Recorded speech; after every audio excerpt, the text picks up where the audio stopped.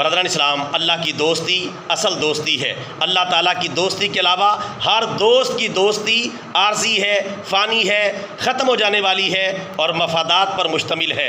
اللہ تعالیٰ کی دوستی ایسی ہے کہ جو دنیا و آخرت میں کام آئے گی، اور اللہ تعالیٰ بندوں کو اپنا دوست بنانے کے ساتھ ساتھ دنیا و آخرت میں ان کی مدد بھی کرتا ہے۔ اللہ تعالیٰ نے اپنے بندوں کو قرآن پاک میں دوستی کی پیشکش کی ہے۔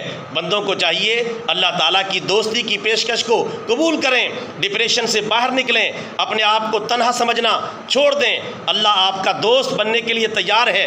کیا آپ اللہ تعالیٰ کے دوست بننے کے لیے تیار ہیں؟ اگر تیار ہیں تو آج ہی اپنے دوست سے رابطہ کریں، انشاءاللہ سب کچھ ٹھیک ہو جائے گا۔ جیسا کہ اللہ تعالیٰ سورہ احزاب کی آیت نمبر 17 میں ارشاد فرماتا ہے، وَلَا يَجِدُونَ لَهُم مِّن دُونِ اللَّهِ وَلِيًّا وَلَا نَصِيرًا، اور وہ اللہ تعالیٰ کے سوا اپنا نہ تو کسی کو دوست پائیں گے اور نہ ہی مددگار۔